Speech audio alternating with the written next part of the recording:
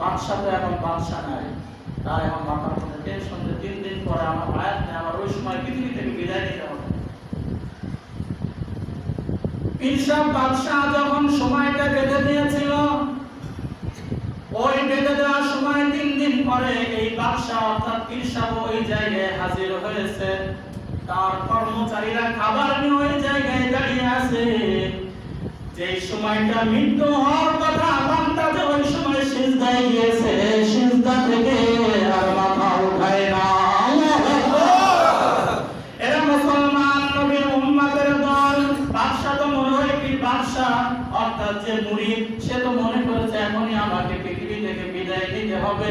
ওই সময় যে অনুভূতি নিয়ে সিজদায় গিয়েছে, আর যখন মালিককে ডাক দিয়েছে সুবহানা রাব্বিয়াল আ'লা, এইভাবে যখন ডাক দিয়েছে মালিকের সাথে তার সম্পর্ক হয়ে গেছে। 10 মিনিট, 15 মিনিট, 20 মিনিট, 1 ঘন্টা সিজদার মধ্যে কাটিয়ে দেয়, পৃথিবীর কোনো খবর না। কান্নাহা আখিরু সালাতিকা মিনাদ দুনিয়া। এরা মুসলমান নবীর উম্মতের দল, বলার উদ্দেশ্য এটাই। কারণ আগে যখন নামাজ পড়েছে, তার সিংহাসনের দেশের চিন্তা মাথার মধ্যে এসে হাজির হয়ে গেছে। আর যখন সে মনে করেছে যে এই নামাজটাই হলো আমার জীবনের শেষ নামাজ, এই অনুভূতি আর ফিলিংস নিয়ে যখন বান্দা সিজদায় চলে গিয়েছে, মালিকের সাথে তার সম্পর্ক হয়ে গেছে। পৃথিবী কোন দিকে যায় কোনো কিছুর তার খবর নাই। অতি গভীর হয় রজনী যখন, নীরবে প্রভুর নাম জপিও তখন। প্রভুর করুণা যদি পাইবারে চাও, গভীর রাতে ওঠে প্রভুর গুণগান গাও। এরা মুসলমান নবীর উম্মতের দল। গভীর রাতে ওঠা ছাড়া মালিককে পাওয়া সম্ভব নয়। যে যত বেশি গভীর রাতে উঠে মালিককে ডাকতে পারবে, ওই রাত 3টা, 3:30টার সময় উঠে ঠান্ডা পানি দিয়ে যদি ওযু করে যায়, নামাজটা নিয়ে মালিকের দরবারে তুমি দাঁড়িয়ে যাও। আর আল্লাহ পাক রব্বুল আলামিনের দরবারে হাত উঠে যদি চোখের পানি ছাড়িয়ে দাও, আয় আল্লাহ, এই আকাশের নিচে জমিনের উপর আমার মতো গুনাহগার কেউ নাই। আয় আল্লাহ, আকাশের নিচে জমিনের উপর আমার মতো নাফরমান কেউ নাই। এইভাবে যদি ওই সময় তুমি চোখের পানি ছাড়িয়ে দাও, হাত নামানোর আগে আমার আল্লাহ তোমাকে মাফ করে দেবে। তুই দাতা তুই দেনে ওয়ালা, তেরে হাত মে সব কুছ তুই করনে ওয়ালা। শরাবে মোহব্বত পিলা দে খুদায়া, গুনাহোं की आतिश जला दे खुदाया। যদি শেষ রাত্রে যদি বলতে পারে, আল্লাহ তুমি তো সবকিছুর মালিক, তোমার হাতে দেওয়ার ক্ষমতা, পৃথিবীর কেউ কিছু করতে পারে না, এইভাবে যদি মালিককে ডাকতে পারি, মালিকের সামনে যদি সারেন্ডার করতে পারি, তাহলেই আল্লাহ পাক রব্বুল আলামিনের দরবারে আমি কবুল হয়ে যাব। এই জন্য আল্লাহ পাক রব্বুল আলামিন সূরাতুল বাকারার মধ্যে ঘোষণা দিয়েছেন, ওয়াস্তাঈনু বিস-সাবরি ওয়াস-সালাহ ওয়া ইন্নাহা লাকাবীরাতুন ইল্লা আলাল খাশিঈন। আল্লাহ পাক রব্বুল আলামিন বলেন, এই নামাজ অনেক সহজ। যারা নামাজের মাধ্যমে, ধৈর্যের মাধ্যমে আল্লাহ পাক রব্বুল আলামিনের দরবারে সাহায্য প্রার্থনা করবে, তাদের জন্য কঠিন নয়। যাদের হৃদয়ের মধ্যে বক্রতা রয়েছে, তাদের জন্যই কঠিন।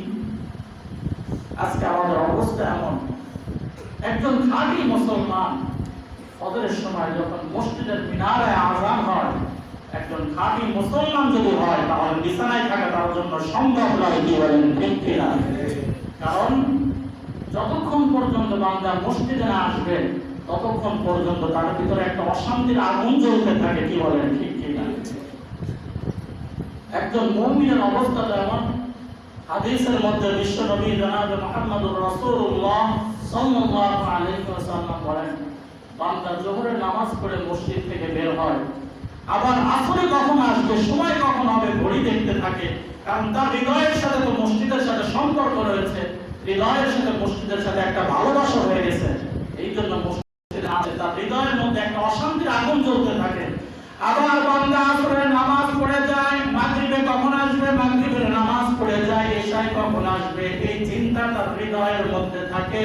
যেই বান্দা এইভাবে মসজিদের সাথে সম্পর্ক করতে পারবে, আর এই সম্পর্ক থাকবে, কাল কিয়ামতের ময়দানে এই মসজিদ সুপারিশ করে বান্দাকে জান্নাতের মেহমান বানিয়ে দিবে। ইসলাম অনেক সহজ, কিন্তু আমরা যদি ওইভাবে মানতে পারি। হুজুর সাল্লাল্লাহু আলাইহি ওয়াসাল্লাম বলেন, যেই বান্দা এশার নামাজ জামাতের সহিত আদায় করলো, আবার ফজরের নামাজ জামাতের সহিত আদায় করলো, বিশ্বনবী ঘোষণা দিয়েছেন সে সারা রাত নামাজ পড়লে যে সওয়াব, ওই পরিমাণ সওয়াব আল্লাহ তাআলা আমার আমলনামায় দান করবেন। সহজ জিনিস। আমরা শুধু জামাতের সাথে এশা পড়ে যাব, আবার ফজরের সময় হাজির হব, সারা রাত নামাজ পড়লে যে সওয়াব, ওই পরিমাণ সওয়াব আল্লাহ তাআলা আমাদের আমলনামায় দান করবেন। এই জন্য আমরা যারা আলোচনা শুনছি, সবার কাছে আমি খুব অনুরোধ করে বলছি, শুধু আমরা নিজেরা শুনলেই হবে না, আমার সন্তান নামাজ পড়ছে কিনা, আমি যখন আসবো তাকেও নামাজের দাওয়াত দিতে হবে, কি বলেন ঠিক কিনা? আমার স্ত্রী নামাজ পড়ছে কিনা, আমার মেয়ে নামাজ পড়ছে কিনা, তারা ঘরের মধ্যে নামাজ পড়ছে না, কিন্তু সেই গুনাহ ভাগীও বাবা হিসাবে, স্বামী হিসাবে হচ্ছে আমি, কি বলেন ঠিক কিনা? এরা মুসলমান নবীর উম্মতের দল। এই জন্য শুধু নিজেই নামাজ পড়লে হবে না, স্ত্রীকেও নামাজের দাওয়াত দিতে হবে, মেয়েকেও নামাজ পড়ার তাকিদ দিতে হবে, ছেলেকেও নামাজ পড়ার তাকিদ দিতে হবে। আর না হয় তাদের গুনার সমপরিমাণ ভাগীও আল্লাহ পাকে বানিয়ে দিবে। এই জন্য এরা মুসলমান নবীর উম্মতের দল। এই পৃথিবীতে আমরা আসছি, কেউ এই পৃথিবীতে আমরা থাকতে পারবো না, আমরা সবাই হলাম কবর পথের যাত্রী, কি বলেন ঠিক কিনা? ও পর্দার অন্তরালের মা বোনেরা, যারা মাইকের আওয়াজ শুনছেন, ও মা, এই ঘরে যেদিন আসছেন লাল শাড়ি পরে এই ঘরে আসছিলেন, ও মা, ওই দিন আর বেশি দূরে নয় যেদিন সাদা শাড়ি পরে আবার এই ঘর থেকে বের হতে হবে। ও মা, আল্লাহ তাআলা যেন সকল মা বোনদেরকে নিয়মিত 5 ওয়াক্ত নামাজ আদায় করে ঘরের মধ্যে যাতে শান্তির ফয়সালা করে দেন, সকলেই বলেন আমিন। এরা মুসলমান নবীর উম্মতের দল। আজকে অবস্থা এমন হয়ে গেছে, এক শ্রেণীর মানুষ মসজিদে আসলেও আবার মসজিদ থেকে বের হওয়ার জন্য শুধু ছোটাছুটি করতে থাকে, কি বলেন ঠিক কিনা? কারণ কখন যে বের হবে। আর নামাজটা এখন অনেকে ডিজিটাল নামাজ বানায় ফেলছে, কারণ নামাজ আপনি পড়বেন খুব ধীরস্থিরতার সাথে, একাগ্র চিত্তে নামাজ পড়বেন। এরা তো কত তাড়াতাড়ি মনে হয় কম্পিউটারের গতিতে নামাজ শেষ করতে চায়। এইভাবে নামাজ পড়লে নামাজ হবে না। বিশ্বনবী মুহাম্মদুর রাসূলুল্লাহ সাল্লাল্লাহু আলাইহি ওয়াসাল্লাম বলেন, কিছু নামাজি এমন আছে যারা নামাজ আদায় করে ঠিক, কিন্তু ওই নামাজগুলো ফেরেশতারা আবার তার চেহারার মধ্যে নিক্ষেপ করে ফেরেশতারা চলে যায়। আপনি যখন দুনিয়ার একজন এমপি মন্ত্রীর কাছে যাবেন যে আমার মসজিদে টাকা লাগবে, মসজিদ করতে হবে, যেহেতু এমপি সাহেব মসজিদে 50 লাখ টাকা লাগবে, তাড়াতাড়ি দেন, সময় নেই আমাদের, আমরা অনেক ব্যস্ত আছি, বাসায় অনেক কাজ করতে হবে, এই বিষয় পিএসকে বলে টাকা দিয়ে আগে মাস শুরু করো, কি বলেন ঠিক কিনা? টাকা তো পরে, আগে বলো মাস শুরু করো। মসজিদ হলো সারা পৃথিবীর সমস্ত এমপির জায়গা, কি বলেন ঠিক কিনা? এই জায়গায় এসে যদি খুব সুন্দর করে নামাজ আদায় না করেন, হক আদায় করে নামাজ না করেন, সূরা কেরাত রুকুগুলো যেভাবে করা দরকার সেইভাবে না করেন, এই নামাজ আপনার কোনো ফল দেবে না, কি বলেন ঠিক কিনা? এই জন্য মসজিদে আসার পর নামাজগুলো খুব সহি শুদ্ধ করে, সূরাগুলো খুব সুন্দর করে আস্তে আস্তে, রুকুর তাসবিহগুলো, সিজদার তাসবিহগুলো খুব আস্তে আস্তে যখন আদায় করবে সুন্দর করে, তখনই আপনার এই নামাজটা কবুল হবে মালিকের দরবারে। কিন্তু আমরা যারা আছি, নামাজ আমাদের একটা প্রতিযোগিতা শুরু হয়ে যায় যে আমরা কিভাবে তাড়াতাড়ি নামাজটা শেষ করে বের হওয়া যায়, মনে হয় এটাই একটা প্রতিযোগিতা। অনেক যুবক ভাই এমন আছে, শহর ঘরে আসলেন, কিরে দোস্ত কয় টাকা করছেন? আমি 20 টাকা, আমি 40 টাকা। তারা রাকাতের সংখ্যা বাড়ায়। কিন্তু হাদিসের মধ্যে বিশ্বনবী জনাব মুহাম্মদুর রাসূলুল্লাহ সাল্লাল্লাহু আলাইহি ওয়াসাল্লাম বলেন, তুমি 20 রাকাত না পড়ে 2 রাকাতটা যদি হাদিস অনুযায়ী নবীর সুন্নাত অনুযায়ী আমল করতে পারো, এই 2 রাকাত নামাজই হতে পারে তোমার জান্নাতে পৌঁছানোর জন্য যথেষ্ট হয়ে যেতে পারে। কিন্তু আমরা চিন্তা করি রাকাতের সংখ্যা বাড়ানো, কিন্তু আমরা সেই রাকাতের সংখ্যা না বাড়িয়ে আমাদের আসল নামাজের দিকে কিভাবে নবী পড়তে বলেছেন সেই জিনিসটা অনুসরণ করতে পারি, এটাই আমাদের হেদায়েতের জন্য যথেষ্ট হবে। এর মুসলমান নবীর উম্মতের দল, আমরা যারা নামাজে আসছি এর যুবক সন্তান, আমিও তোমাদের মতো একজন যুবক সন্তান। আমি ইচ্ছা করলে কানের মধ্যে গানের হেডফোনটা লাগিয়ে আমি রাস্তায় রাস্তায় নাচতে পারতাম, নামাজের সময় বসে থাকতে পারতাম, কিন্তু আমি ইচ্ছা করিনি। আমি দিনের পথে এসে নামাজের পথে এসেছি, দিনের পথে চলতেছি। এরা যুবক, তুমি একজন যুবক, তুমি দেখো ছোটবেলায় যাদের সাথে চলেছো অনেকেই তোমার সাথে ছোটবেলায় খেলেছে, কিন্তু তারা আজকে বিদায় নিয়ে অন্ধকার কবরে চলে গেছে। এরা যুবক সন্তান, এই জন্য দুনিয়ার বাহাদুরি ক্ষমতা তোমার বয়স 40 হয়েছে, আর 20 বছর বাঁচবা তার কোনো নিশ্চয়তা নাই। কারণ তোমার খেলার সাথে তোমার স্কুলের বন্ধু বান্ধব অনেকেই বিদায় নিয়ে চলে যাচ্ছে। আজকে কিছুদিন প্রতিনিয়ত খবর আসে গাড়ি অ্যাক্সিডেন্ট, বাস অ্যাক্সিডেন্ট হয়ে সন্তান পৃথিবী থেকে বিদায় নেয়। তোমারও কখন জানি আজরাইল হাজির হয়ে যায়, ঠিক নাই, ঠিক নাই। এই জন্য বান্দা আজকের তোমার আলোচনা থেকে সিদ্ধান্ত নাও, অতীত যা করেছি ভুল করেছে, আজকে থেকে যেন রব্বুল আলামিন আমাদের সকলকে পাঁচ ওয়াক্ত নামাজি বানিয়ে দেন। সকলে বলেন আমিন। আমরা নিজেরা আসবো, আসার সময় অন্য ভাইকেও দাওয়াত দিব, নামাজের সময় দোকানের মধ্যে বসে আড্ডা দাও, কারণ এই সময়টাকে আমাদের ময়দানে ওই সময় আফসোস করবার, চোখের পানি ফেলবার, কেন আমি এই সময়টা অতিবাহিত করেছি। আল্লাহ পাক রব্বুল আলামিন যেন আমাদের হায়াতের প্রতিটা সময়কে ইবাদতের মাধ্যমে অতিবাহিত করার তৌফিক দান করেন। সকলে বলেন আমিন।